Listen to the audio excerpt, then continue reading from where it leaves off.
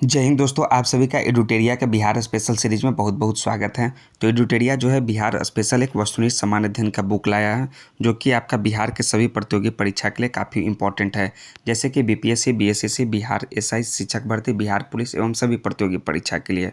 तो यह पुस्तक अगर आप लोगों ने नहीं खरीदा है तो प्लीज़ दोस्तों मार्केट में जाकर पुस्तक को फटाफट खरीद लें, क्योंकि बिहार जीके का इंपॉर्टेंस जो है बिहार स्पेशल एग्जाम में काफ़ी होता है। तो हम लोग इस वीडियो के माध्यम से सेट नंबर 11 को सॉल्व करने वाले हैं। इससे पहले सेट 1 से लेकर 10 तक अलग अलग वीडियो में सॉल्व कर चुके हैं। तो आप हमारे चैनल स्टडी लूप को विजिट कीजिए, वहाँ एडुटेरिया बिहार स्पेशल एमसीक्यू करके एक लिस्ट बना है, वहाँ से आप सभी जो है 1 से लेकर 10 सेट को प्राप्त कर सकते हैं, क्योंकि बिहार जीके का अपना अलग ही इंपॉर्टेंस है किसी भी बिहार रिलेटेड एग्जाम में। तो चलिए सेट नंबर 11 को हम लोग बिना टाइम के लैप्स किए हुए हम लोग सॉल्व करते हैं। चलिए, तो सेट 11 का आपका पहला प्रश्न क्या है कि निम्न में से दलदली मिट्टी का विस्तार बिहार के किस जिले में है। तो दलदली मिट्टी का विस्तार जो है बिहार के आपके सीतामढ़ी में है, सुपौल में है, किशनगंज में और अररिया में है। ये चारों जगह पर दलदली मिट्टी का विस्तार है बिहार में। सो ऑप्शन नंबर सी आपका 1 का करेक्ट आंसर हो जाएगा। दूसरा नंबर का प्रश्न है कि दिए गए विकल्पों में से नदी अपने मार्ग परिवर्तन हेतु प्रसिद्ध है। तो वो नदी का नाम है कोसी नदी, जो कि अपने मार्ग के परिवर्तन के लिए काफ़ी प्रसिद्ध है। सो ऑप्शन नंबर ए दूसरा नंबर के प्रश्न का करेक्ट आंसर हो जाएगा। तीसरा नंबर है कि सरैया मान पश्चिम बिहार किस जिला में स्थित है। तो सरैया मान पश्चिम बिहार जो है आपका पश्चिम चंपारण में स्थित है। तो पश्चिम चंपारण यानी ऑप्शन नंबर बी तीसरा नंबर के प्रश्न का करेक्ट आंसर हो जाएगा। चौथा नंबर का प्रश्न देखिए कि जूट का उत्पादन होता है। तो जूट का उत्पादन जो है सर्वाधिक वो उत्तरी पूर्वी मैदान में होता है। तो उत्तरी पूर्वी मैदान यानी ऑप्शन नंबर बी 4 का भी करेक्ट आंसर हो जाएगा। पाँचवा है कि बरौनी स्थित तेल शोधक कारखाना किस महारत्न कंपनी की इकाई है। तो है आपका आईओसी की इकाई है। तो आईओसी यानी ऑप्शन नंबर ए इसका 5 का करेक्ट आंसर हो जाएगा। छठा नंबर का प्रश्न है कि बिहार के किस जिले में रेशमी वस्त्र उद्योग का सर्वाधिक विकास हुआ है। वो सर्वाधिक विकास जो है भागलपुर जिला में हुआ है। तो भागलपुर जिला यानी ऑप्शन नंबर आपका सी करेक्ट आंसर हो जाएगा 6 नंबर के प्रश्न का। सातवां नंबर का प्रश्न देखिए कि 2011 की जनगणना के अनुसार बिहार में दशकीय यानी कि 2001 से लेकर 2011 के बीच जनसंख्या वृद्धि दर क्या है। तो दशकीय वृद्धि दर जो है वो है आपका 25.4% है, यानी 25.4%। So option number C 7 number के प्रश्न का करेक्ट आंसर हो जाएगा। आठवां नंबर का प्रश्न देखिए क्या है कि बिहार राज्य चीनी निगम की स्थापना किस वर्ष की गई। तो बिहार राज्य चीनी निगम का स्थापना 1974 ईस्वी में किया गया। 1974 ईस्वी ऑप्शन नंबर सी 8 का करेक्ट आंसर हो जाएगा। नौवां नंबर है कि 2011 की जनगणना के अनुसार बिहार का सर्वाधिक लिंगानुपात वाला जिला कौन सा है। तो सबसे ज़्यादा लिंगानुपात वाला जिला है वो है गोपालगंज 2011 की जनगणना के अनुसार। सो 9 नंबर का भी सी ऑप्शन करेक्ट आंसर हो जाएगा। 10 नंबर का प्रश्न देखिए कि निम्न में से कौन सी नदी बिहार तथा पश्चिम बंगाल के मध्य जो है सीमा निर्धारण करती है। तो सीमा निर्धारण जो है महानंदा नदी करती है। तो महानंदा नदी ऑप्शन नंबर बी इसका 10 का करेक्ट आंसर होगा। 11 नंबर है कि श्रृंगार ऋषि कुंड स्थित है। तो श्रृंगार ऋषि कुंड जो है वो मुंगेर में स्थित है। तो मुंगेर यानी 11 नंबर का बी करेक्ट आंसर है आपका। 12 नंबर है कि निम्न में से कौन सी परियोजना बिहार की सबसे प्राचीन नहर परियोजना है। वो परियोजना का नाम है कोसी परियोजना, जो कि बिहार का सबसे प्राचीन नहर परियोजना है। सो 12 नंबर का भी बी इसका करेक्ट आंसर हो जाएगा। 13 नंबर का सॉरी दोस्तों, यह है आपका कोसी नहीं, सोन जो है आपका सबसे प्राचीन यानी सबसे पुरानी नहर परियोजना है। सो सोन इसका ऑप्शन नंबर सी इसका करेक्ट आंसर हो जाएगा 12 नंबर के प्रश्न का। 11 नंबर का आपका बी होगा, 12 नंबर का आपका सी इसका ऑप्शन होगा। सोन परियोजना जो है सबसे प्राचीन परियोजना है बिहार का। ठीक है, ये याद रखिएगा, हमने कोसी बता दिया था। निम्नलिखित नदियों एवं उसके गंगा के साथ संगम स्थल का जो है सही चयन कीजिए। एक तरफ है नदी और दूसरे तरफ है संगम स्थल। ठीक है, तो पहला है आपका पुनपुन। पुनपुन जो है वो नदी कहाँ मिलती है, वो फतुहा में मिलती है। ठीक है, पुनपुन नदी कहाँ मिलती है, वो फतुहा में मिलती है। दूसरा है आपका कोसी। कोसी नदी कहाँ मिलती है, वो आपका कुरुसेला में मिलती है। और गंडक जो है पहलेजा घाट और कर्मनासा जो है चौसा के निकट मिलती है। तो इस प्रकार से आपका ऑप्शन नंबर सी इसका 13 का करेक्ट आंसर हो जाएगा। 14 है कि जौ के उत्पादन में अग्रणी जिला कौन सा है। तो अग्रणी जिला है वो पश्चिम चंपारण। जौ के उत्पादन में सबसे ज़्यादा जौ उत्पादन जो है वो पश्चिम चंपारण में होता है। सो ऑप्शन नंबर ए 14 का करेक्ट आंसर होगा। 15 नंबर का प्रश्न है आपका कि बिहार कृषि प्रबंधन एवं प्रसार प्रशिक्षण संस्थान कहाँ स्थित है। तो बिहार की राजधानी वो पटना में स्थित है। सो ऑप्शन नंबर ए 15 नंबर का भी प्रश्न का राइट आंसर हो जाएगा। 16 नंबर है कि 2011 के जनगणना के अनुसार बिहार का लिंगानुपात क्या है। तो बिहार का लिंगानुपात 918 है दोस्तों। सो ऑप्शन नंबर सी इसका 6 का करेक्ट आंसर होगा। प्रति 1000 पुरुष पर कितना 918 महिला है। ठीक है, यही लिंगानुपात होता है। 17 नंबर है कि बिहार के अधिकांश क्षेत्र में कौन सी मिट्टी पाई जाती है। तो अधिकांश क्षेत्र में जो है वो आपकी जलोढ़ मिट्टी पाई जाती है। सो ऑप्शन नंबर ए 17 का करेक्ट आंसर होगा। 18 है कि बिहार में पंचायती राज व्यवस्था क्या है। तो पंचायती राज व्यवस्था जो है आपका त्रिस्तरीय है। तो त्रिस्तरीय यानी कि ऑप्शन नंबर इसका भी सी करेक्ट आंसर हो जाएगा आपका, त्रिस्तरीय। ठीक है।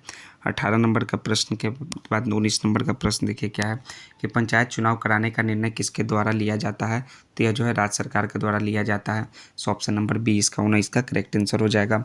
20 नंबर है कि विधान परिषद के कितने सदस्य प्रत्येक 2 वर्षों के बाद सेवानिवृत्त हो जाते हैं। तो 1/3 कितना 1/3 जो है सदस्य प्रत्येक 2 वर्षों के बाद सेवानिवृत्त हो जाते हैं। सो 20 का आपका बी करेक्ट आंसर हो जाएगा। 21 है कि निम्नलिखित में कौन राज्यपाल को शपथ दिलाता है। तो राज्यपाल को जो शपथ दिलाते हैं वो है उच्च न्यायालय के मुख्य न्यायाधीश। So option number B 21 number के प्रश्न का करेक्ट आंसर हो जाएगा। 22 नंबर का प्रश्न है कि विधानसभाओं की संरचना का उल्लेख संविधान के किस अनुच्छेद में किया गया है। तो विधानसभाओं की संरचना का उल्लेख अनुच्छेद 170 में किया गया है। सो ऑप्शन नंबर बी 22 का भी करेक्ट आंसर हो जाएगा। 23 नंबर का प्रश्न देखिए कि मुख्यमंत्री के सलाह पर राज्य के मंत्री की नियुक्ति कौन करता है। तो राज्य के जो मंत्रियों की नियुक्ति करते हैं उनका नाम है आपका governor. So option number A इसका करेक्ट आंसर है राज्यपाल। 24 नंबर का प्रश्न है कि बिहार लोक सेवा आयोग का गठन किस वर्ष किया गया था। तो यह 1949 ईस्वी में किया गया था। सो ऑप्शन नंबर ए 24 का भी करेक्ट आंसर हो जाएगा। 25 है कि बिहार के पहले दलित मुख्यमंत्री कौन थे। तो वो थे आपके भोला पासवान शास्त्री, बिहार के पहले दलित मुख्यमंत्री। सो ऑप्शन नंबर बी 25 का करेक्ट आंसर हो जाएगा। 26 है कि पटना में नमक कानून किस स्थान पर भंग किया गया था। तो वो किया गया था नखास पिंड में नमक कानून को भंग। सो ऑप्शन नंबर सी 26 का करेक्ट आंसर हो जाएगा। 27 नंबर प्रश्न है कि भागलपुर में 1866 में ब्रह्म समाज की शाखा को किसने स्थापित किया। तो यह स्थापित किए थे डॉक्टर कृष्णनंदन घोष ने। So option number B 27 number के प्रश्न का करेक्ट आंसर हो जाएगा। 28 नंबर का प्रश्न है कि बिहार में महत्वपूर्ण संत मखदूम शरफुद्दीन यहिया मनेरी किस सिलसिले से संबंधित हैं। तो फिरदौसी सिलसिले से संबंधित हैं। तो फिरदौसी सिलसिला यानी 28 नंबर का सी इसका करेक्ट आंसर होगा। 29 है कि किस मुगल शासक ने राजकुमार अजीम को बिहार का सूबेदार बनाया। तो औरंगजेब ने जो है राजकुमार अजीम को बिहार का सूबेदार बनाया था। सो 29 का भी इसका करेक्ट आंसर हो जाएगा इस प्रश्न का। 30 है कि गया में आयोजित द्वितीय बिहार प्रांतीय किसान सम्मेलन की अध्यक्षता किसने किया था। तो इसकी अध्यक्षता किए थे पुरुषोत्तम दास टंडन ने। गया में आयोजित द्वितीय बिहार प्रांतीय किसान सम्मेलन की अध्यक्षता। So option number C 30 number के प्रश्न का करेक्ट आंसर होगा। 31 है कि बिहार में सदाकत आश्रम की स्थापना की थी। तो मजरूल हक ने सदाकत आश्रम की स्थापना किया था। सो 31 नंबर का बी इसका करेक्ट आंसर होगा। जैसा कि आपका इसका आपका जो है सेट नंबर 10 के बाद 11 का जो है आंसर की में दिया हुआ है। सेट नंबर 11 के आंसर की में मजरूल हक ने सदाकत आश्रम की स्थापना की। 32 है कि बख्तियार खिलजी के आक्रमण के समय सेन वंशीय शासक था। तो सेन वंशीय शासक का नाम है Lakshman Sen. So option number B इसका करेक्ट आंसर हो जाएगा। 33 है कि किस काल में बिहार पर दिल्ली सल्तनत के सुल्तानों का निर्णायक वर्चस्व स्थापित हुआ। तो वो हुआ था तुगलक काल में दिल्ली के सल्तनत के सुल्तानों का निर्णायक वर्चस्व। सो ऑप्शन नंबर बी इसका करेक्ट आंसर हो जाएगा। 34 है कि सुल्तान ने राजगीर स्थित जैन मंदिरों को अनुदान दिए। ठीक है। तो जैन मंदिर को जो अनुदान दिया था वो सुल्तान का नाम है Firoz Shah Tughlaq. So option number C 34 number के प्रश्न का करेक्ट आंसर होगा। 35 है कि 1857 के आंदोलन के दौरान किस व्यक्ति ने अंग्रेजों के विरुद्ध छापामार युद्ध किया था। तो उनका नाम है Amar Singh. So option number C 35 number के प्रश्न का करेक्ट आंसर होगा। 36 है कि सेन वंश के किस शासक ने कर्नाट वंश के शासक नान्यदेव को पराजित किया था। उनका नाम है विजय सेन। ठीक है। वो सेन वंश के नाम है विजय सेन के शासक जो है विजय सेन जो है आपके सेन वंश के शासक जिन्होंने कर्नाट वंश के शासक नान्यदेव को पराजित किया था। तो option number A Vijay Sen 36 number के प्रश्न का करेक्ट आंसर हो जाएगा।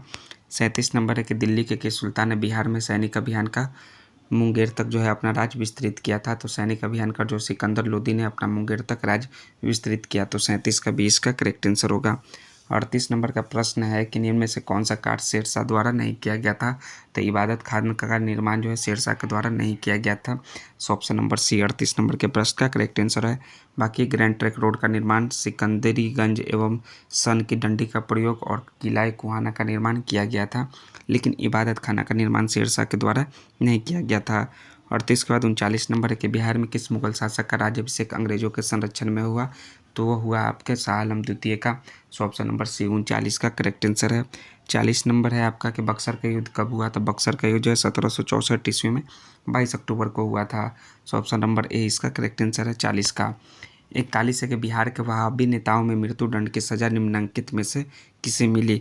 तो मृत्युदंड की सज़ा जो है इनमें से आपको आपका याहिया अली, मोहम्मद जाफ़र और मोहम्मद शफी, इन सभी को जो है मृत्युदंड की सज़ा मिली वहाबी नेताओं में। सो ऑप्शन नंबर डी 41 का करेक्ट आंसर होगा।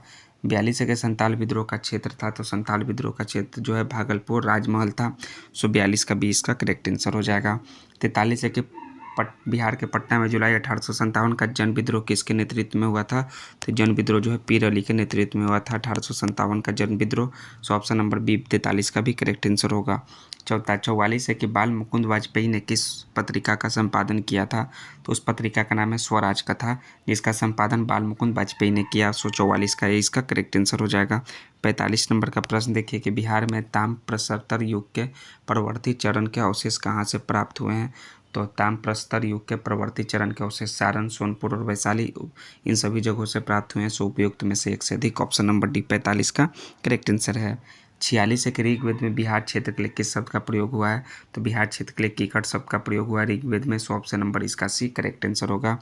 47 के निम्न में से कौन सा महाजनपद बिहार के क्षेत्र में स्थित नहीं था। तो वज्जी अंग स्थित है, मगध और अंग भी स्थित है, लेकिन जो है वत्स और चेदी जो है बिहार के क्षेत्र में स्थित नहीं था। सो ऑप्शन नंबर सी इसका भी 47 का करेक्ट आंसर होगा। 48 के निम्न में किसे हर्यक वंश के वास्तविक संस्थापक के रूप में जाना जाता है। तो हर्यक वंश के वास्तविक संस्थापक बिंबिसार हैं। सो ऑप्शन नंबर ए इसका करेक्ट आंसर है 48 का।